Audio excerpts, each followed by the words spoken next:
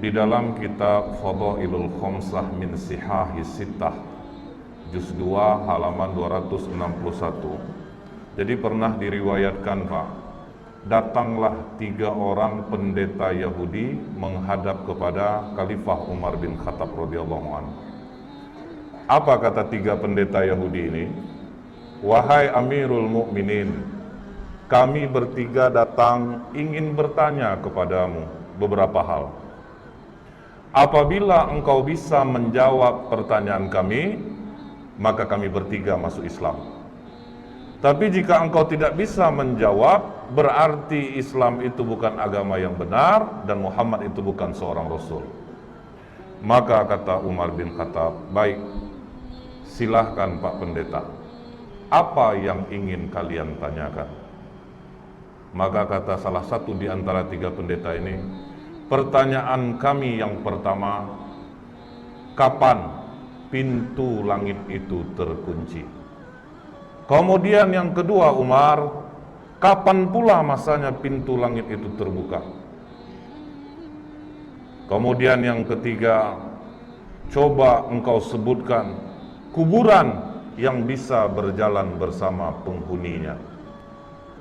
Kemudian coba engkau sebutkan makhluk Allah yang bisa memberi peringatan kepada kaumnya, tapi dia tidak manusia dan tidak pula jin. Bisa ngasih nasihat, tapi bukan manusia, bukan pula jin. Kemudian Umar, coba engkau sebutkan 5 makhluk Allah yang berjalan di muka bumi, tapi tidak dilahirkan oleh induknya. Kemudian Umar, coba engkau jelaskan kepada kami kisah pemuda-pemuda yang mempertahankan imannya dan mereka bersembunyi di dalam gua. Setelah pendeta Yahudi ini bertanya, Pak, apa kata Umar? Bukanlah sesuatu hal yang memalukan bagi Umar bila memang dia tidak bisa menjawab pertanyaan yang tidak dia bisa jawab. Maka kata Umar, kalau bertinju kalian sama aku masih kurang orangnya ini. Kalau bertinju. Tapi kata Umar, bagian dari kami ada yang gak mudah menjawab pertanyaan ini. Kalau memang ada ya sudah, ajukan saja. Dipanggil oleh Umar, Salman. Dipanggil Salman Al-Farisi. Ya Amirul Mukminin, kau pergi ke rumah Ali, katakan Umar memanggilnya. Maka Salman langsung lari ke tempat Ali bin Abi Thalib. Wahai Ali, Umar memanggilmu. Ada 3 orang pendeta Yahudi mendebatnya. Maka Ali melupakan segala perbedaannya dengan Umar. Nah, Ali begitu Umar memanggilnya, dalam riwayat ini disebutkan dia ambil burdahnya, dia sandang selendangnya, dia pergi ke tempat Umar bin Khattab yang waktu itu masih duduk 3 orang pendeta ini. Ada apa Amirul Mukminin? Ini Ali, 3 pendeta ini mempertanyakan beberapa hal. Kalau bisa dijawab, mereka masuk Islam. Tapi kalau tidak bisa jawab, katanya jangan lagi kowar-kowar Muhammad itu seorang Rasul dan Islam itu agama yang benar. Maka kata Ali, silahkan Pak Pendeta, coba diulangi lagi pertanyaannya. Maka kata pendeta ini, yang pertama Ali, kapan langit itu pintunya terkunci atau langit itu digembok oleh Allah, itu kapan? Maka kata Ali, asyirku billah, syirik kepada Allah. Jika kalian mempersekutukan Allah, seluruh amalan tidak naik ke langit. Itulah makna langit terkunci. Jadi kalau kita melakukan kesyirikan, Pak, langit terkunci. Langit tidak akan terbuka, amalan tidak akan naik. Ini yang membuat pintu langit terkunci. Kemudian Ali, kapan pintu langit itu dibuka oleh Allah? Di saat engkau mengucapkan la ilaha illallah. Ketika engkau tidak menyekutukan Allah, engkau mengakui Allah itu satu, pintu langit akan terbuka. Kemudian Ali, coba engkau sebutkan kubur yang bisa berjalan bersama penghuninya. Maka kata Ali, yang kalian tanyakan ini adalah Yunus bin Matta, Nabi Yunus alaihissalam. Ketika Nabi Yunus berdakwah di kaumnya, nama kaum Nabi Yunus ini Pak, Nineveh Pak, didakwahi tauhid, rajanya mencemooh, kemudian masyarakatnya mencemooh, tidak ada yang mau nerima dakwah Nabi Yunus. Maka Nabi Yunus memohon kepada Allah, Allah kasih waktu 40 hari akan diturunkan azab. Sampai hari ke-39 tidak ada tanda-tanda azab Allah turun. Nabi Yunus putus asa. Dia tinggalkan kaumnya tanpa izin Allah. Dia tinggalkan kaumnya, dia berangkat, baru langit menghitam. Jadi Nabi Yunus tidak tahu bahwa Allah akan menurunkan azab. Begitu raja dan masyarakat melihat bahwa azab Allah akan turun, waduh, ini benar Yunus ini. Maka semua kaum Nineveh bertobat, cuman nabinya udah pergi.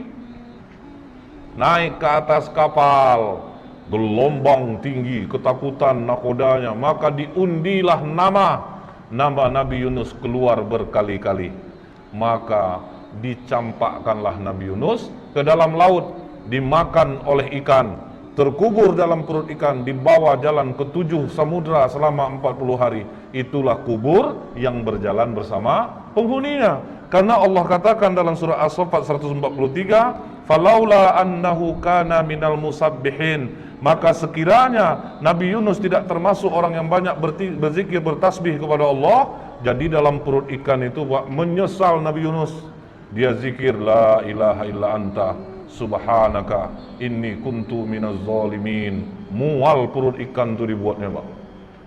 Karena kata Allah, la labitha fi batnihi ila yaumi yub'atsun. Niscaya dia akan tetap tinggal di perut ikan itu sampai hari kiamat.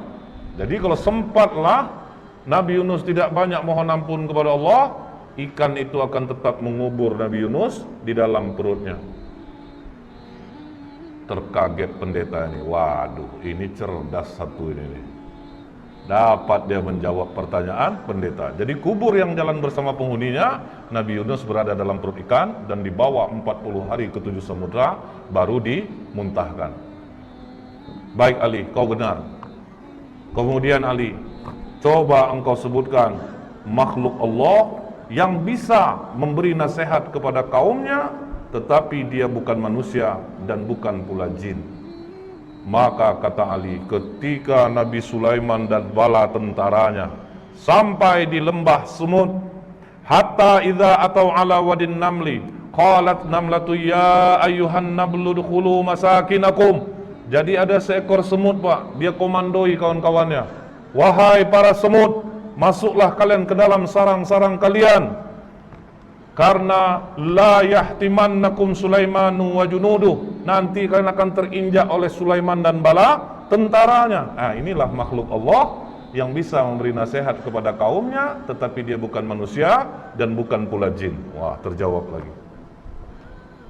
Oke Ali, coba engkau sebutkan 5 makhluk Allah yang berjalan di muka bumi tapi tidak dilahirkan oleh induknya.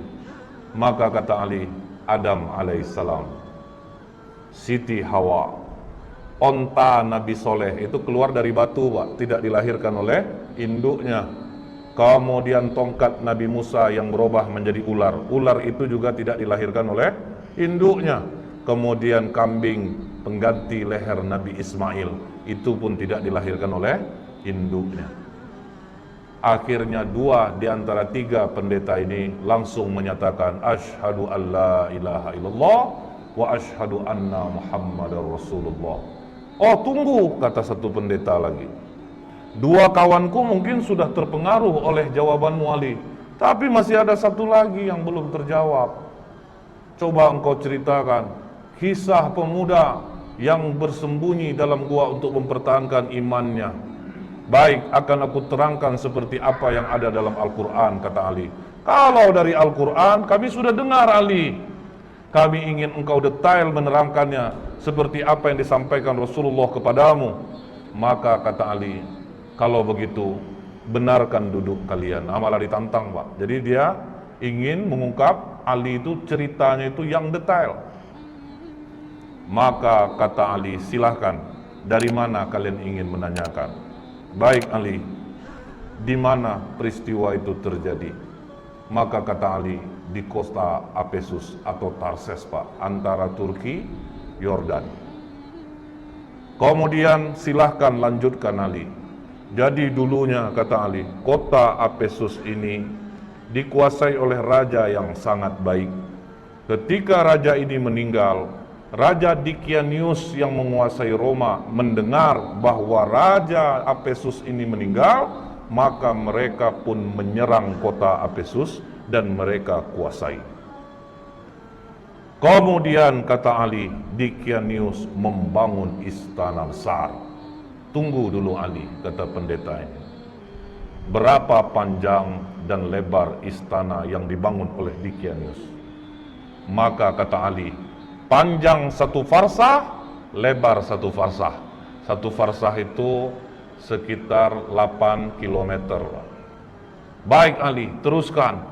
Kemudian Dikianius ini memiliki menteri-menteri, dan Dikianius meletakkan 50 menteri di sebelah kanan, 50 menteri di sebelah kiri.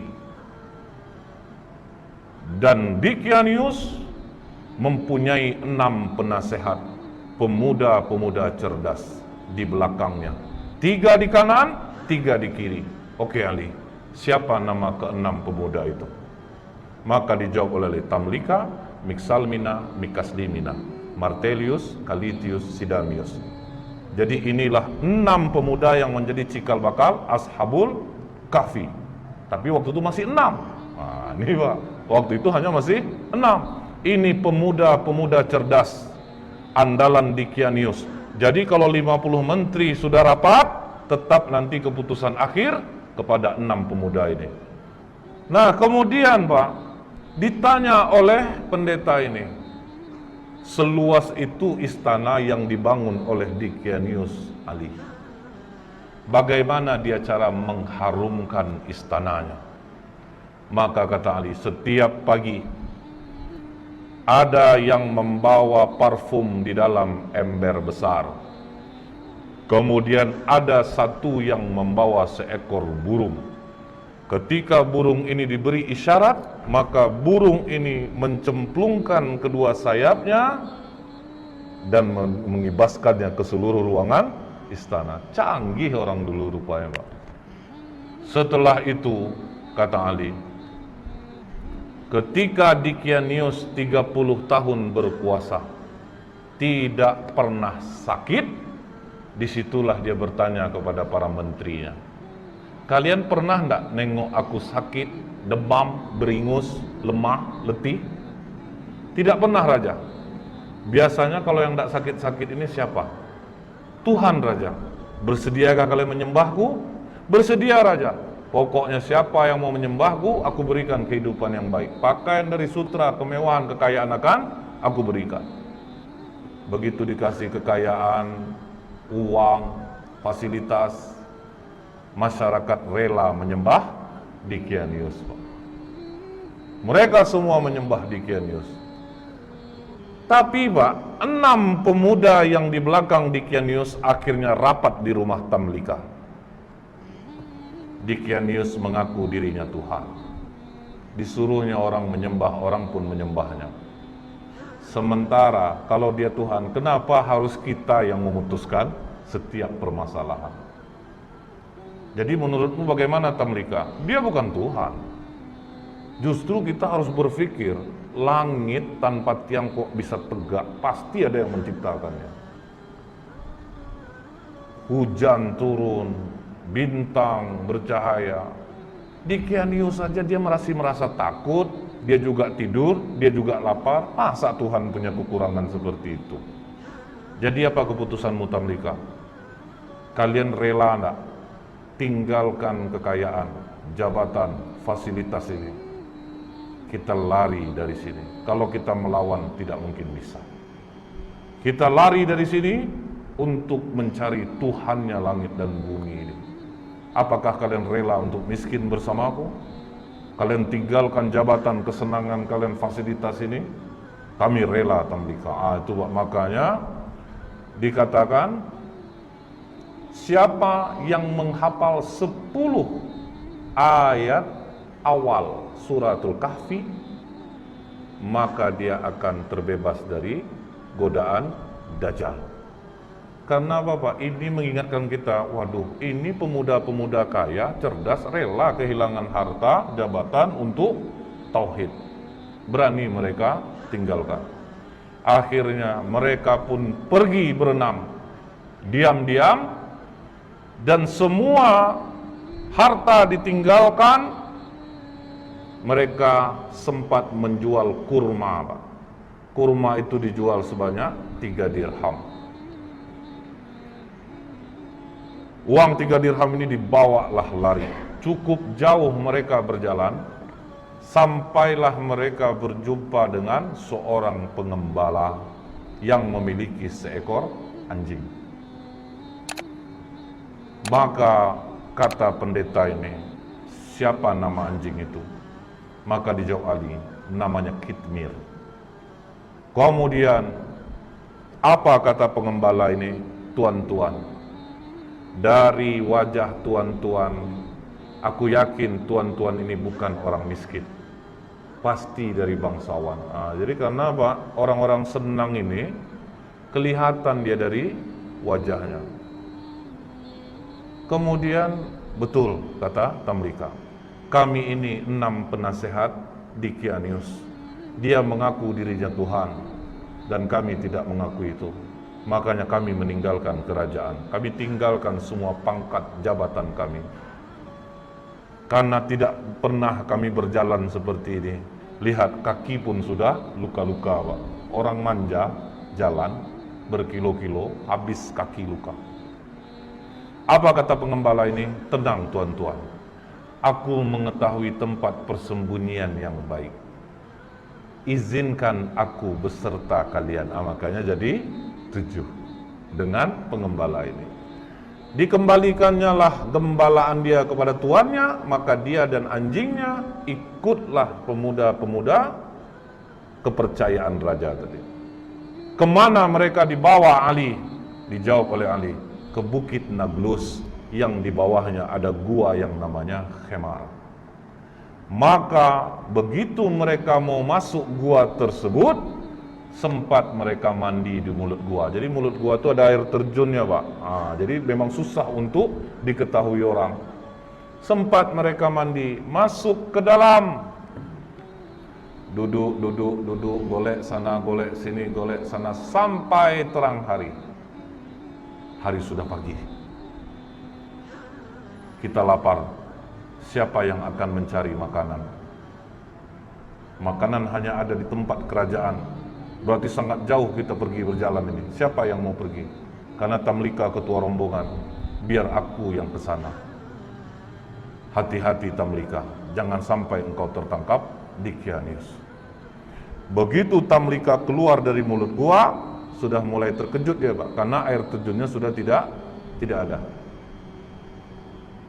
Tapi terus dia bawa uang 3 dirham ini, jalan terus sampai di gerbang kota. Mulai heran dia, Pak, kenapa berbeda betul kota ini? Apa aku salah masuk? Akhirnya masuk dia di tempat orang menjual roti. Begitu sampai di tempat orang jual roti, ditanya harga roti berapa? 1 dirham. Dia kasih uang dirhamnya. Begitu dia memberi uang dirhamnya, langsung ditahan tangannya oleh penjual roti. Kau menemukan barang kuno ya? Tidak, itu uang biasa. Uang aku hasil dari menjual kurma kemarin. Jangan bohong. Raja Abdurrahman hanya mengambil 5% dari barang kuno yang ditemukan. Tambah kaget Tamlika, Pak. Loh, nama rajanya kok beda? Bukankah raja di sini Dikianius? Oh, engkau telah menyebutkan nama raja zolim yang mati ratusan tahun yang dulu. Wah, tambah kacau Tamlika. Pokoknya kau harus menghadap kepada raja. Bingung juga dia, Pak. Oke, kita menghadap kepada raja. Begitu sampai di kerajaan, alangkah kagetnya Tamlika, ternyata rajanya memang tidak Dikianius. Dikatakan oleh tukang roti ini, Raja, ini orang membeli roti kepadaku dengan menggunakan uang kuno. Jadi makanya aku bawa dia kemari. Tapi ini uang aku kemarin, Raja, bukan uang kuno. Sudahlah, kata raja. kami hanya mengambil 5% dari barang kuno yang ditemukan. Tidak raja, ini uang baru kemarin. Sudahlah, jangan berkelit, kata raja. Aku tinggal di sini, raja. Disebutkannya lah nama-nama orang yang dia kenal, Pak. Apa kata raja? Sepertinya pikiranmu mulai terganggu. Nama-nama yang kau sebutkan itu nama-nama orang yang sudah lama mati, ya. Tapi betul raja, aku tinggal di sini, raja. Aku masih ingat di mana rumahku. Maka kata raja, iringi dia. Kemana dia menunjukkan rumah, pergi kalian ke sana. Diiringilah oleh para tentara. Sampai di rumah yang dia tunjuk, diucapkan, dipanggil keluar orang tua yang sudah sangat tua renta. Mengapa kalian datang kemari? Katanya kepada tentara raja ini. Ini Pak, pemuda ini mengaku dia tinggalnya di sini. Siapa kau anak muda? Dijawab oleh Tamlika, aku Tamlika putra Filistin. Langsung sujud kakek ini datuk moyangku. Inilah yang diceritakan oleh Isa alaihissalam. Pemuda-pemuda ini akan bangkit.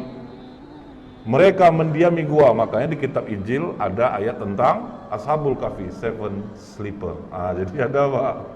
Maka hebohlah kota Efesus. Bangkit raja mengingat apa yang pernah disampaikan oleh Isa alaihissalam. Jadi rupanya sudah datang pula utusan Nabi. Sudah berlalu pula masanya. Maka kata raja ini, bawa Tamlika, digendong di atas kuda, dihormati sampai di bawah bukit Naglus. Apa kata Tamlika? Jangan ada yang naik ke atas, karena nanti sahabat-sahabatku mengatakan Dikianiuslah yang mengejar dia. Jadi tunggu kalian di bawah, biar aku yang naik ke atas. Maka Tamlika naik ke atas. Sampai dalam gua bawa juga roti tadi. Silahkan makanlah kalian dulu. Apakah aman perjalananmu Tamlika?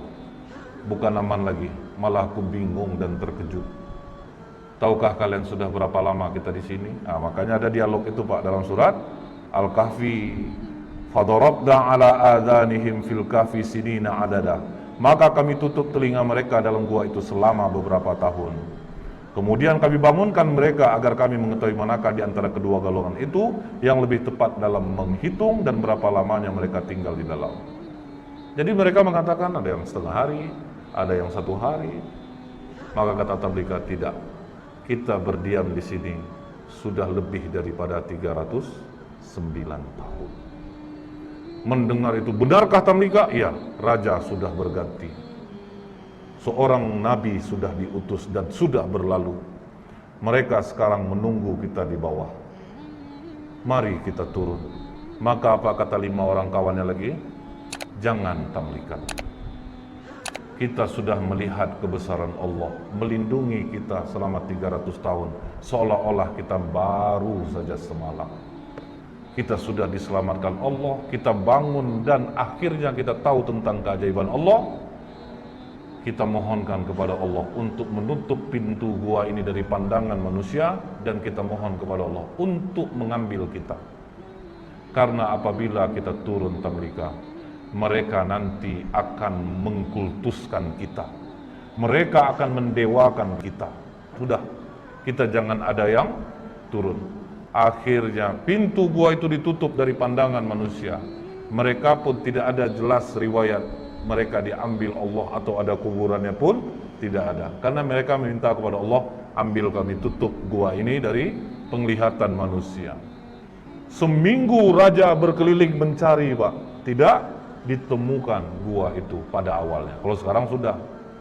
Setelah Ali menceritakan ini semua kepada pendeta ini, maka pendeta itu mengatakan, engkau benar Ali, engkau telah menceritakan dengan detail apa yang ada di dalam kitab kami, dan memang benarlah apa yang disampaikan Muhammad kepadamu. Maka pendeta yang terakhir ini pun masuk Islam jadinya Pak, mengucapkan syahadat asyhadu an la ilaha illallah wa asyhadu anna Muhammadur Rasulullah.